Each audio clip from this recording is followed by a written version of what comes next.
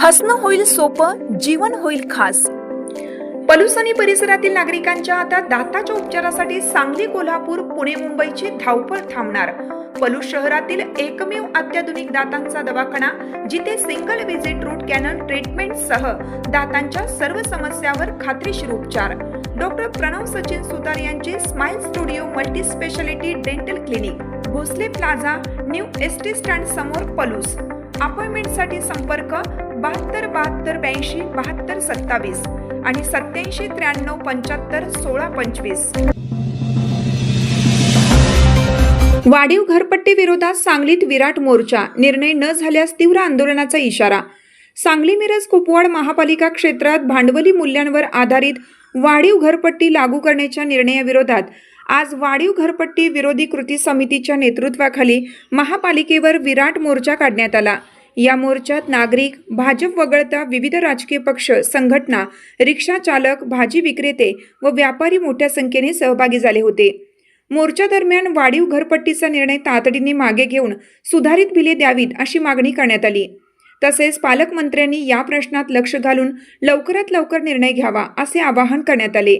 अन्यथा प्रशासकीय अधिकारी आणि लोकप्रतिनिधींच्या विरोधात तीव्र आंदोलन छेडण्याचा इशाराही आंदोलकांनी दिला। पालिका प्रशासनाच्या अन्यायी घरपट्टी दरवाढी विरोधात महाकृती समितीच्या वतीने आज महापालिकेवर मोर्चा काढण्यात आला होता। या मोर्चाचं निवेदन आयुक्तांना सादर केलं।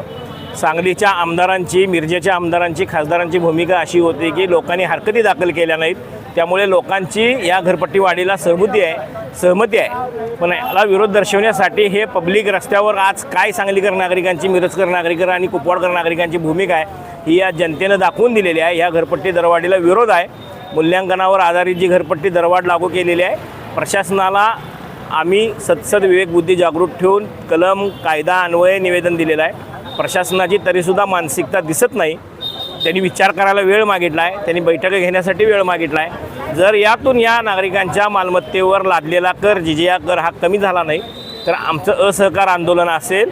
प्रसंगी आम्ही नागरिकांना घरपट्टी भरायची का नाही या मुद्द्यावर आता येऊन हा मुद्दा थांबलेला आहे। या टप्प्यावरून हा मुद्दा थांबलेला आहे आणि जर प्रशासन जर मस्तवालपणा करत असेल तर जशास तसं उत्तर। आज शांततेच्या मार्गाने मोर्चा झाला आहे। आमच्या आबाजांनी जी मालमत्ता उभी केलेली आहे ती मालमत्ता फक्त यांना कर देण्यासाठी नाही तर त्याची जपणूक करण्याची आमची जबाबदारी आहे। आणि आमच्याच मालमत्तेला आमच्याच घरात राहून आम्हाला जर महापालिकेला भाडं द्यावं लागत असेल तर हे कदापि मान्य नाही। उपयोग करता आम्हाला मान्य नाही आहे। ड्रेनेज कर जिथं ड्रेनेज जोडलेलं नाही ते आम्हाला मान्य नाही आहे। या बाबतीत प्रशासन जर उदासीन असेल तर महापालिका क्षेत्रातील मालमत्ताधारकसुद्धा घरपट्टी भरण्यात असमर्थ आहेत, उदासीन आहेत।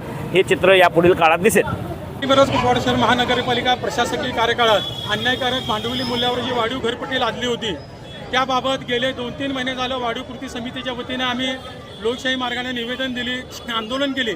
मात्र ह्याची सत्ताधारी भारतीय जनता पार्टी असेल, लोकप्रतिनिधी असेल यांची कोणतीही दखल न घेतल्यामुळे आज सांगली मिरज कुपवाड शहर महानगरपालिका क्षेत्रातील सर्वसामान्य आमचा हातगाडी चालक असेल, भाजीवाला असेल, हॉटेल व्यावसायिक असतील किंवा व्यापारी असतील यांनी 100% कधी नाही ते सांगलीच्या इतिहासात कडकडीत बंद ठेवून या वाढीव घरपट्टीला विरोध नोंदवलेला आहे।